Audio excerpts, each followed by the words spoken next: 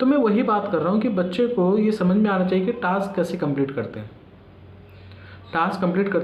कर लिया, फिर उसके बाद उसको कैसे एक्ट करना है, ये सब हमें सिखाना पड़ता है, ये सब हमें सिखाना चाहिए। फिर उसके बाद आता है जब बच्चे को टास्क इनिशिएशन भी पता है, टास्क कंप्लीट भी पता है, फिर उसको पता भी है कि रिलैक्स कैसे होना है, लेकिन बीच में क्या जो हर्डल लगा रहे हैं हम, टास्क बीच में जो हर्डल्स का यूज कर रहे हैं, क्या वो हर्डल्स का बच्चा समझ पाता है कि नहीं समझ पाता है, यानी ऑब्स्टेकल को वो क्रॉस कर पाता है कि नहीं कर पाता, उसको वो प्रॉब्लम सॉल्व कर पाता है कि नहीं कर पाता।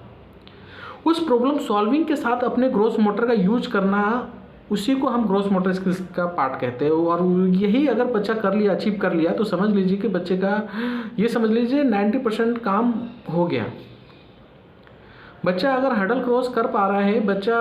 टास्क को समझ पा रहा है, टास्क को अच्छे से परफॉर्म कर पा रहा है और अपने बॉडी को, अपने वर्ड को समझ पा रहा है अच्छे से, तो हाँ, बच्चा अपने ग्रोस मोटर स्किल्स में है। लेकिन अभी और आता है, अभी हमें और आना है, अभी और इस चीज़ों के बारे में हमें सोचना है कि क्या बच्चे में जब भी वो कोई भारी काम करता है, कोई भारी ऑब्जेक्ट को उठाता है, कोई भारी चीज़ों को समझने की कोशिश करता है, तो उसका बैलेंस है कि नहीं है, उसका कोऑर्डिनेशन है कि नहीं है। बैलेंस के साथ, कोऑर्डिनेशन के साथ वो अपने बॉडी को मेंटेन करे, वो अपने टास्क को कंप्लीट करे, वो अपने बॉडी का अच्छे से यूज कर पाए। अगर हम कोई टेक्सचर दे रहे हैं, या कोई विजुअल दिखा रहे हैं उसे, या कोई ऑडिटरी सुना रहे हैं, या कोई ऐसा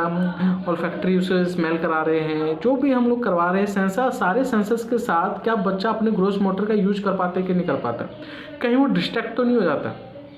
तो जब भी हम ग्रोस मोटर फंक्शन के ऊपर काम करते हैं, तो हमें ये समझना है कि सारे सेंसेस के साथ भी ऐड करके देखो। कई बार क्या होता है कि बच्चे को जब हम कोई भारी सामान दे लेते हैं, तो बच्चा उठा तो लेता है इजली, कि उठाओ तो उठा लिया, लेकिन जैसे उसको हम हिलते डुलते सरफेस पे रखते हैं, उसे वेस्टिबुलर पे रखते हैं, यानी कोई मूवमेंट वाली चीज़ों पे रखते हैं, तो बच्चा घबरा जाता है, बच्चा छोड़ देता है उस काम को।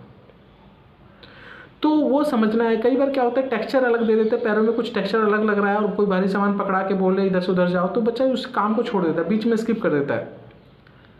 तो हमें समझना है कि सारे सेंसर्स के साथ बच्चा क्या कोऑर्डिनेट कर पा रहा है कि नहीं कर पा रहा अपने जॉइंट का, अपने बॉडी का।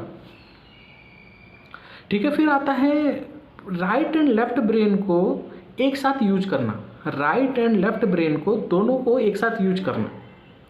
दोनों को एक साथ कैसे यूज करेगा बच्चा, जब जैसे मान लीजिए कि मैंने बोला कि लेफ्ट ईयर को टच करो, तो लेफ्ट ईयर को टच कर रहा है बच्चा,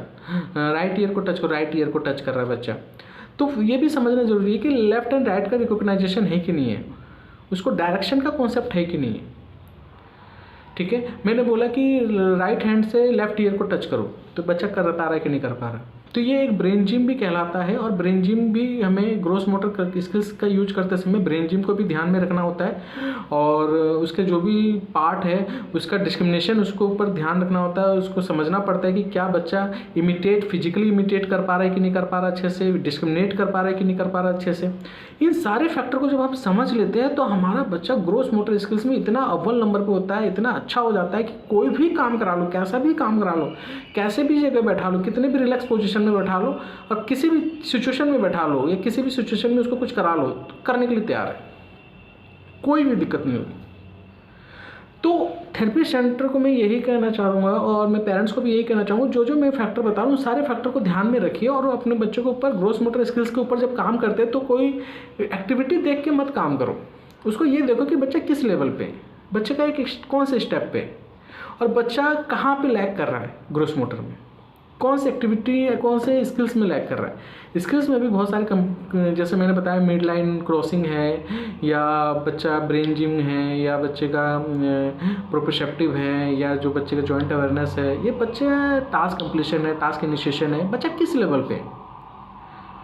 ठीक है ना, बच्चा किस लेवल पे, इन सारे फैक्टर को समझना जरूरी है। और जब आप इस चीज़ों को समझ जाते हैं, तो बच्चे के साथ ग्रोस मोटर स्किल्स पे बहुत अच्छे से काम कर पाते हैं। So thank you so much, सुनने के लिए मुझे बहुत बहुत धन्यवाद।